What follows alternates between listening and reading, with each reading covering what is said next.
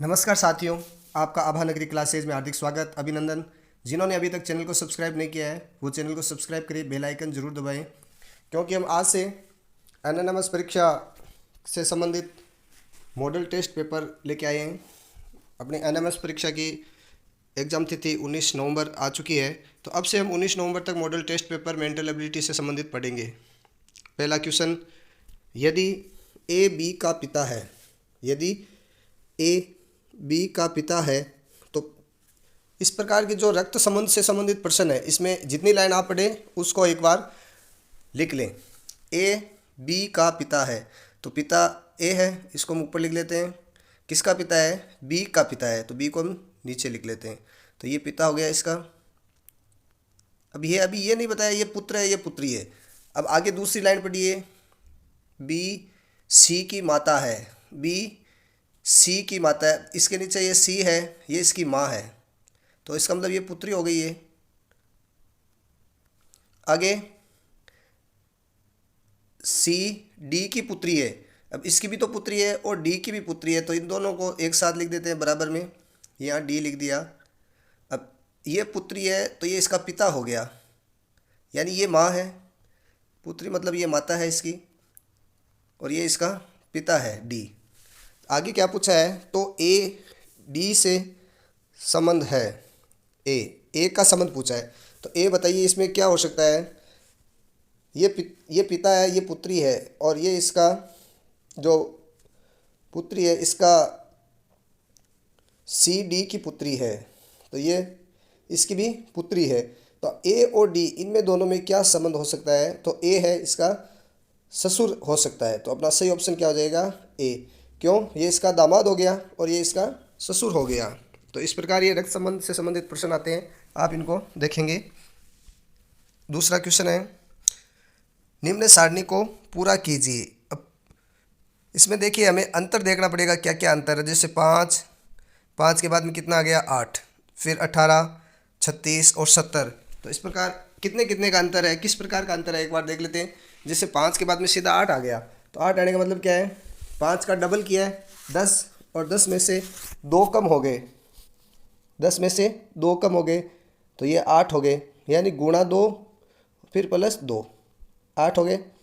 अगले में क्या है? 18, 18 को गुणा 2 करते हैं, डबल करते हैं, 18 दूनी 8, 8 है, 8 का डबल करते हैं 16, फिर प्लस 2।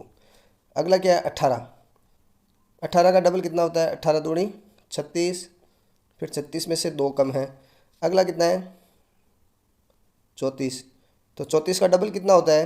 68, 34 का डबल होता है 68, और 68 में फिर प्लस 2। इसमें देखिए एक बार जोड़ रहे हैं, एक बार घटा रहे हैं, डबल करके, ये इस प्रकार इसका अंतर आ गया। तो 70 का डबल कितना होता है? 140। अब देखिए इस बार घटाएंगे या जोड़ेंगे, इस बार घटाएंगे या जोड़ेंगे? देखो प्लस माइनस फिर प्लस, अब की बार माइनस होगा, तो 140 में से 2 कम करते हैं तो 138। तो सही ऑप्शन अपना क्या हो जाएगा? बी हो जाएगा सही ऑप्शन। तो इस प्रकार इस अपने को सारणी को देखते हुए पूरा करना है, कितने का अंतर है, किस प्रकार का इनमें संबंध है, संबंध के आधार पर इसका आंसर निकाला जा सकता है। तीसरा क्वेश्चन, निम्न सारणी को पूरा कीजिए। अब इसी प्रकार वापस ये सारणी आ गई है, इसको पूरा करना है। अब कि इसमें देखिए 5, 6, 14, 41, यानी अंतर बहुत ज़्यादा बढ़ता जा रहा है। सबसे पहले कम है, फिर ज़्यादा है, फिर और उससे ज़्यादा है, फिर और। तो इसमें किस प्रकार का संबंध हो सकता है? 5 और 6 के बीच में 1 का अंतर है, और आगे देखिए 6 और 14, इसमें कितने का अंतर है? 8 का अंतर है। आगे देखिए 14 और 41, इसमें कितने का अंतर है? 27 का अंतर है, 27 का अंतर है। और इसमें अगले में देखिए 105 और 41, इनमें कितने का अंतर हो सकता है? 64 का अंतर हो गया। और अब आगे एक संख्या आने वाली है, तो अब एक बार ये देखिए ये क्या है? 1, 8, 27, 64, ये सभी संख्या एक से लेके जो संख्या ले रहे हैं उनका घन है। जैसे ये 1 का घन है, ये 2 का घन है, ये 3 का घन है, ये 4 का घन है। तो अब किसका घन आएगा? 5 का घन आएगा। और 5 का घन कितना होता है? 125। 105 में 125 जोड़ दें तो कितना आंसर आता है? 0, 3 और 2, 200। 30। तो 230 किस ऑप्शन में है? अपने सी में है। सही ऑप्शन सी हो जाएगा 230। अगला नेक्स्ट क्वेश्चन, 25 छात्रों की एक पंक्ति में दाएं से अनिल 8वें स्थान पे है। अब ये दाएं बाएं वाला है, इसको थोड़ा सा आपको समझना है। केवल दायां का मतलब आप इधर से गिनेंगे, ये दायां भाग होता है और ये बायां भाग होता है, बस इसको समझना है आपको। दायां बाएं में आपको कन्फ्यूजन नहीं होना है। 25 छात्र हैं, टोटल छात्र कितने हैं? 25। 25 छात्रों की एक पंक्ति में दाएं से अनिल 8वें स्थान पे है, तो इधर से कितने नंबर पे है अनिल? ए लिख देते हैं, 8वें स्थान पे है ये। अब आगे क्या है? तो इस पंक्ति में बाईं ओर से अनिल कितने नंबर पे है? तो बाईं ओर से कितना हो जाए? 25 में से 8 कम कर दें, फिर एक उसमें जोड़ देते हैं। तो 25 माइनस 8, तो कितने बच गए भाई? 7 और एक ये, और अब एक इसमें प्लस करना है। क्या करना है? प्लस करना है। तो 17 प्लस 1 कितना हो गया? 18वें स्थान पे अनिल है। तो सही ऑप्शन क्या हो जाएगा? डी। तो वापस बता देता हूँ, दाएं बाएं में आपको कन्फ्यूजन नहीं होना है। दायां जहाँ से प्रश्न शुरू होते हैं वो दायां भाग होता है और बाईं ओर खत्म होता है प्रश्न। पांचवा क्वेश्चन है, 30 बच्चों की एक पंक्ति में राकेश। अब क्या बच्चों की संख्या कितनी है? 30 है। वापस लिख लेते हैं, दायां ये बायां, बच्चे टोटल है 30। 30 बच्चे हैं। अब की बार क्या दे रहे हैं? 30 बच्चों की एक पंक्ति में राकेश। राकेश दाएं से, दाईं ओर से 14वें स्थान पे है। तो यहाँ से शुरू हुआ, यहाँ मान लिया ये यहाँ है, और ये कितने नंबर पे है? 14 नंबर पे है राकेश। 8 से लिख देते हैं। इस पंक्ति में दिलीप राकेश से बाईं तरफ, अब जब राकेश की बात आ रही है तो इसके बाईं तरफ दिलीप है, तो बाईं तरफ, इस राकेश के बाईं तरफ की बात करते हैं तो यहाँ आगे 3 बढ़ाना पड़ेगा। 3 आगे है, तीसरा 1 2 ये 3, यहाँ कौन है? दिलीप, डी लिख देते हैं। तो ये कितने नंबर पे हो गया? 17 नंबर पे हो गया। तो इस पंक्ति में दिलीप बाईं ओर से कौन सा स्थान है? तो देख लीजिए, इधर से ये 17 हो गया, 30 में से 17 कम कर देते हैं और फिर एक जोड़ देते हैं, 30 माइनस 17, फिर प्लस 1 कर देंगे, तो कितने बच गए? 3, और यहाँ 2 में से 1 गया और प्लस 1, तो कितने नंबर आ गया भाई? 14 नंबर पे है। तो सही ऑप्शन अपना हो जाएगा सी। छठा क्वेश्चन, निम्न में से असमान कौन सा है? देखो इस 6 नंबर प्रश्न में हमने 3 प्रश्न लेके आए हैं और 3 प्रश्नों के एक साथ हम उदाहरण करा रहे हैं। अंकों से संबंधित आ सकते हैं, धातु से संबंधित, किसी भी प्रकार से संबंधित हो सकता है। एक अलग होगा, 3 एक जैसे होंगे। तो देखिए पहले में 11, 7, 13, 9। अब इनमें देखिए, एक तो हम कह सकते हैं भाज्य अभाज्य संख्या, जैसे 11 अभाज्य है, 7 अभाज्य है, 13 अभाज्य है, लेकिन 9 भाज्य है। तो सही ऑप्शन अपना क्या हो जाएगा? 9 इन तीनों से अलग है। और वैसे भी 3 का वर्ग होता है 9, तो ये वैसे भी अलग है। अगला क्वेश्चन है, इसमें अपने पास आलू, टमाटर, मिर्ची और गोभी। तो अब इन तीनों में से अलग कौन सा है? तो देखिए टमाटर है, ऊपर लगता है, मिर्ची भी ऊपर लगती है, गोभी भी ऊपर लगती है, लेकिन आलू कहाँ लगता है? ज़मीन में लगता है। आलू कहाँ लगता है? ज़मीन में लगता है। अगला देखिए, सिल्वर। सिल्वर क्या होती है? चांदी होती है। लेड, ये भी धातु है। कॉपर, ये भी धातु है। डायमंड, ये मिश्र है, धातु नहीं है, मिश्र धातु कह सकते हैं हम इसको, या धातु नहीं है। लेकिन सिल्वर, लेड, कॉपर ये तीनों धातु है, ये धातु नहीं है, तो ये अलग हो गया। तो अपना ऑप्शन से ऑप्शन क्या हो जाएगा? डी इसमें सही हो जाएगा, यानी असमान भी नहीं है, डी हो जाएगी। सही विकल्प को चुनिए। अब देखो इस प्रकार के जो अनुपात समानुपात वाले प्रश्न आते हैं, ये संबंध बताते हैं। ये इनमें जो संबंध है वही संबंध आगे यहाँ जो आएगा इसमें संबंध होना चाहिए। जैसे गंध है फूल, तो फूल में गंध आती है, या फूल की विशेषता गंध के द्वारा पता चलती है। वैसे ही स्वाद किसका होता है? जल का नहीं होता है, भोजन का होता है। कहते हैं ना भोजन स्वादिष्ट बना है भोजन, तो सही ऑप्शन क्या हो जाएगा? बी, यानी स्वाद का संबंध किससे है? भोजन से है। इसी प्रकार आगे देखिए, अब इन संख्याओं में कुछ संबंध है। संबंध कैसा भी हो सकता है। अब 21 और 63 में एक संबंध है, तो 21 का पावड़ा 3 बार बोलते हैं, तो 21 एकम 21, 21 दूनी 42, 21 तिया 63। तो यहाँ कोई एक संख्या है जिसका हम 3 बार पावड़ा बोले तो 27 आता है। तो सही ऑप्शन क्या हो जाएगा? 9 तिया 27, बी इसमें ऑप्शन सही है। अपने 7वां क्वेश्चन हो गया। 8वां क्वेश्चन। अब देखो इसमें भी वही संबंध है, संख्याओं से संबंधित संबंध हो सकता है, शब्दों से संबंधित संबंध हो सकता है, और अब अल्फ़ाबेट से संबंधित भी इनमें संबंध हो सकता है। तो क्या क्या संबंध है देखिए एक बार। ये अपने समानुपात जहाँ पे भी आते हैं वहाँ संबंध के द्वारा ही हम उनको हल करेंगे, और कोई ट्रिक्स नहीं है इसकी। जैसे M N O यानी 2 का अंतर है इसके अंदर। कितने का अंतर है? +2 का अंतर है। O के बाद में PQ, इसमें भी +2 है। QR, इसमें भी कितने का अंतर है? +2 है। यानी सभी में 2 2 का अंतर है। अब यही अंतर इसमें है क्या? ABC यानी +2, फिर C के बाद में DE +2, E के बाद में FG, इसमें भी +2, यानी सभी में +2 अंतर चल रहा है। अब इधर देखिए P के बाद में QR, इसमें भी +2 का अंतर है,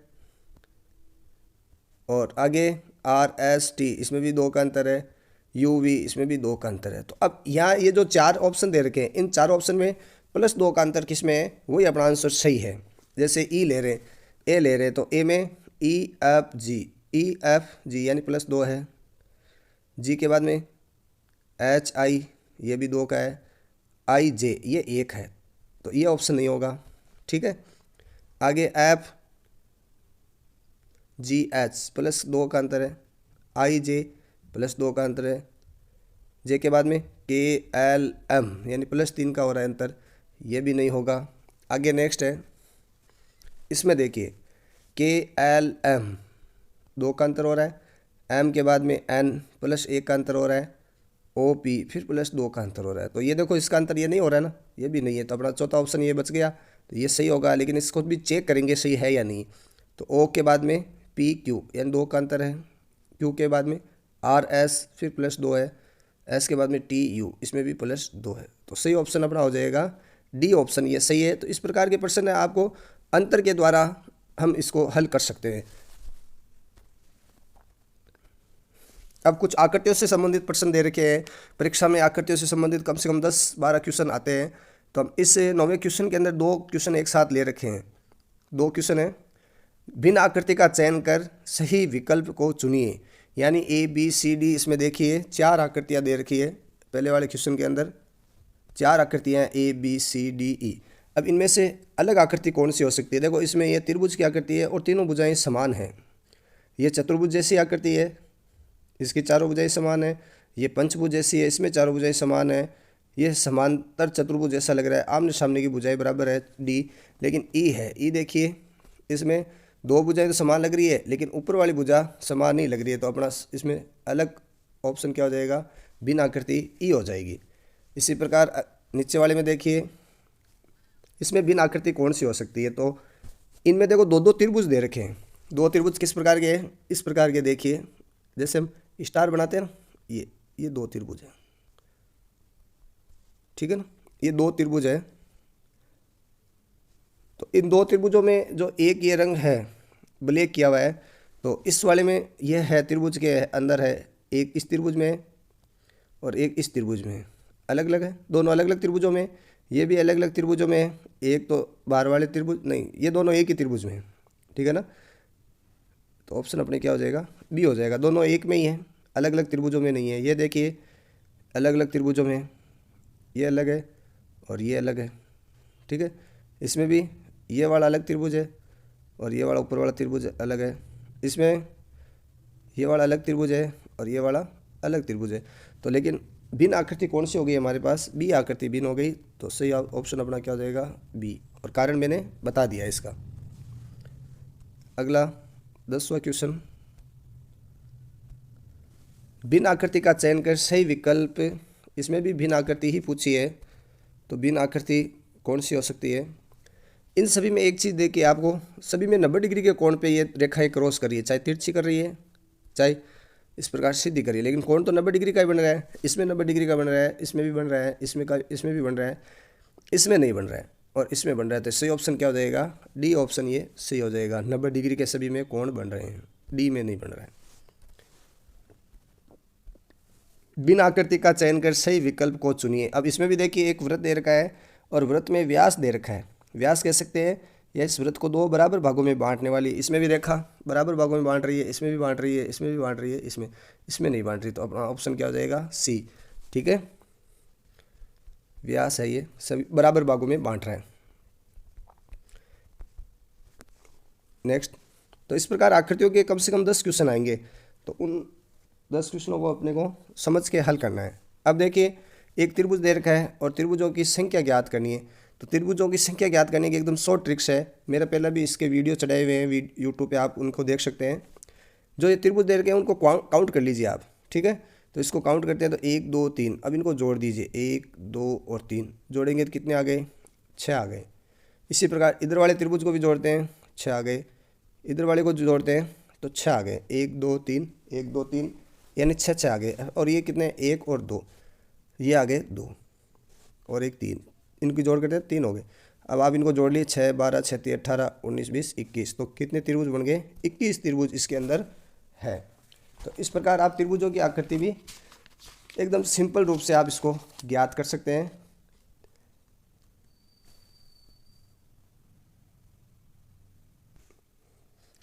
ये 21 और प्लस 1, एक क्या कौन सा, ये बार वाला पूरा का पूरा त्रिभुज है, ये बार वाला 1 हो जाएगा, तो टोटल त्रिभुज कितने हो जाएंगे, 22 त्रिभुज इसके अंदर हो जाएंगे।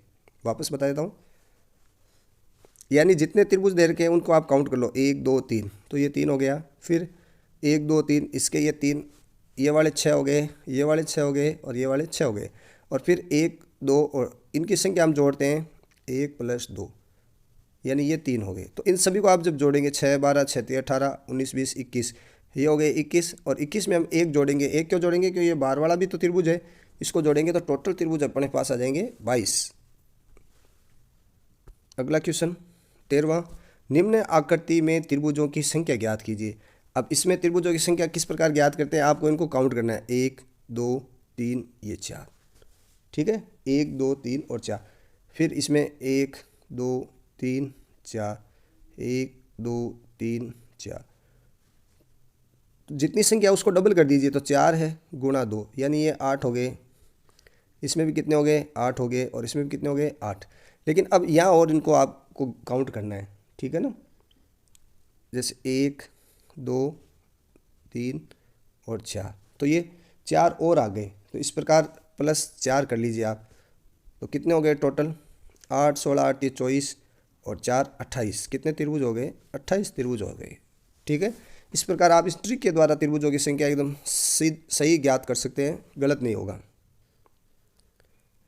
दिए गए विकल्प में लुप्त आकृति कौन सी है, ये क्वेश्चन दे रखा है, इसके अंदर कौन सी आकृति उत्तर में, ये उत्तर की आकृतियाँ दे, ये ऐसे प्रश्न आएंगे परीक्षा में, कम से कम 10-12 प्रश्न आएंगे आपको आकृतियों से संबंधित।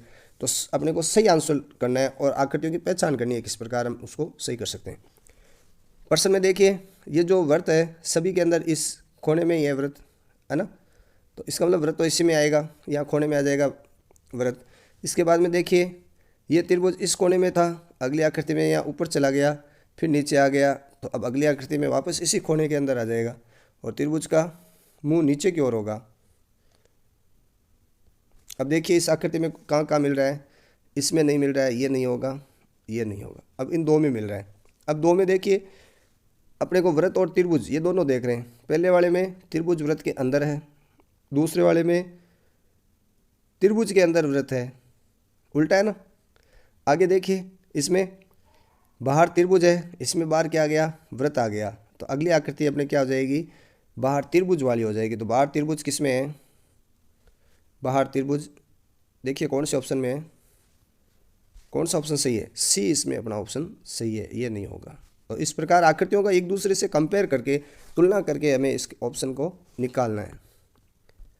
अब देखिए वापस इसी प्रकार के हैं। अब इस बार एक तो बिंदु है और एक स्टार, ये प्रश्न की आकृतियाँ हैं या एक आकृति आने वाली है, इन चार ऑप्शन में से सही आकृति कौन सी होगी वो देखना है।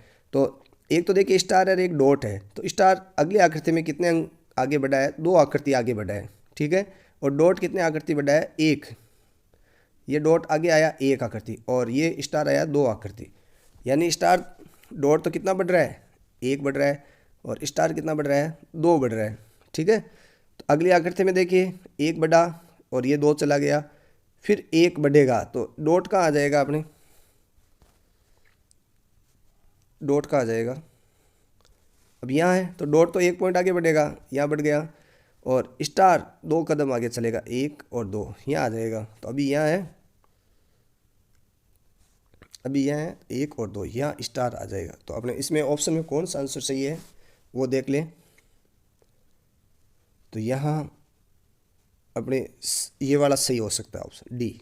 ठीक है, ये तो डॉट हमने ऐसे ही लगाया था कि यहाँ स्टार था, ये स्टार यहाँ से फिर आगे चला गया, इसलिए यह डॉट लगा हुआ है।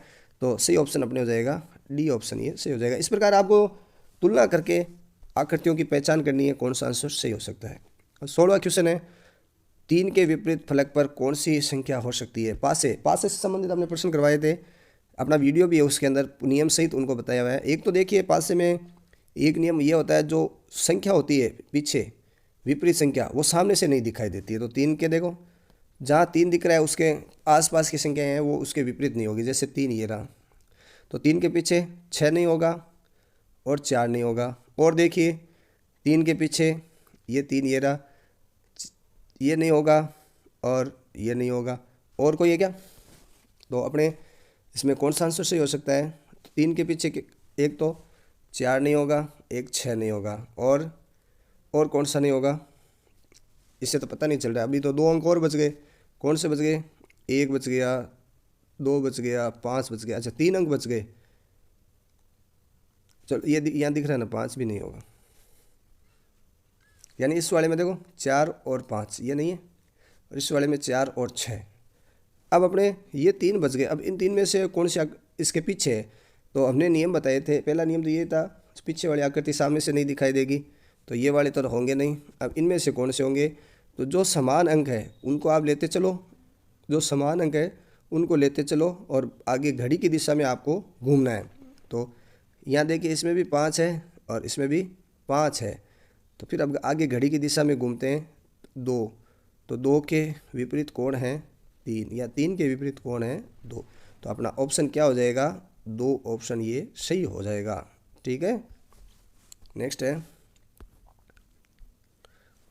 6 के विपरीत फलक कौन सा हो सकता है। तो सबसे पहले बात है जो सामने से नहीं दिखाई देगा विपरीत अंक है, और दूसरा नियम क्या है? समान को काटो फिर घड़ी की दिशा में आपको चलना है। तो समान को काटते हैं, ये 5 ले लिया और ये वाला 5 ले लिया, इनको काटते हैं फिर घड़ी की दिशा में बढ़ते हैं 1, और यहाँ पर भी 6। तो 6 के विपरीत कौन है?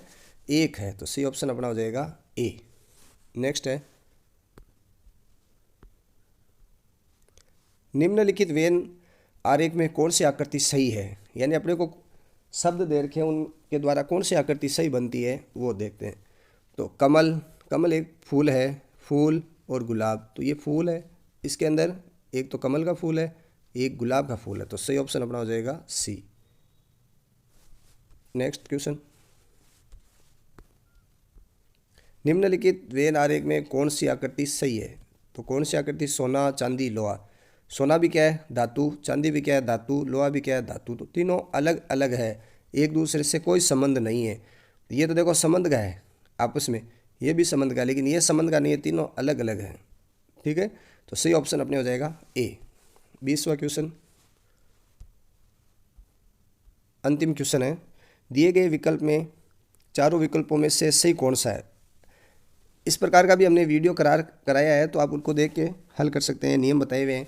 तो ऐसे जो अल्फ़ाबेट के दे रखे हैं, विलुप्त संख्या ज्ञात करना होता है, सबसे पहले इसमें संख्या गिननी होती है। तो 1 2 3 4 5 6 7 8 9 10 11 12 13 14 15 16, कितने दे रखे हैं? 16। और 16 के अभाज्य गुणनखंड करते हैं। 16 किसके पावड़े में आते हैं? 4 गुणा 4। तो कहने का मतलब 4 4 का इसमें जोड़ा बनेगा। तो 1 2 3 ये 4, यहाँ तक का एक जोड़ा हो गया। 1 2 3 4 यहाँ तक का एक जोड़ा हो गया।